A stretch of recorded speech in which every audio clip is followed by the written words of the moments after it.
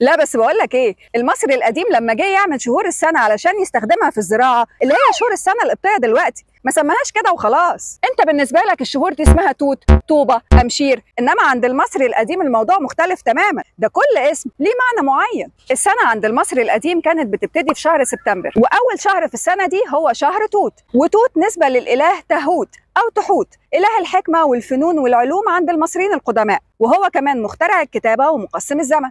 شهر بابا، وبابا نسبة للإله حابي إله فيضان النيل. بس في رأي تاني بيقول إن بابا جاية من كلمة باؤوبي أو المنتسب إلى أوبت. كان عيد سنوي عند المصريين القدماء بيحتفلوا فيه بانتقال الإله آمون من معبده في الكرنك لمعبده في الأقصر.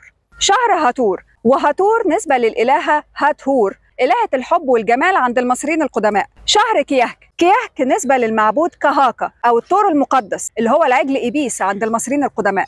شهر طوبة، وطوبة جاية من أمسو أو طوبيا معناها الأسمى أو الأعلى، واللي جت منها اسم مدينة طيبة اللي هي الأقصر دلوقتي. وإله طيبة هو إله نمو الطبيعة، لأن في الوقت ده المطر بيكتر والأرض بتبقى خصبة. شهر أمشير، إله الزوابع عند المصريين القدماء. بس إن جيتوا للحق هو مفيش معلومات مؤكدة عن أصل كلمة أمشير، بس الأكيد إن أمشير أبو الزعبيب الكتير. شهر برمهات، برمهات نسبة للإله بامونت أو الإله منتو أو الإله مونتو، كل دول أسامي لإله واحد اللي هو إله الحرب أو إله الحرارة الشديدة. شهر برمودا، برمودا نسبة للإله رينو أو رينودا إله الحصاد. شهر بشمس، وبشمس نسبة للمعبود خنسو أو خنسو إله القمر وإله الشفاء عند المصري القديم، وخنسو معناها المسافر. شهر بقونة، بقونة بقى في رأيين لتسميته. الرأي الأولاني بيقول إنها جاية من كلمة بي انت يعني الضيق أو الشدة، لأن الوقت ده في السنة بتكون الحرارة فيه عالية جدا. الرأي الثاني بيقول إنها جاية من كلمة خنتي، وده اسم من أسماء حورس أو إله الشمس.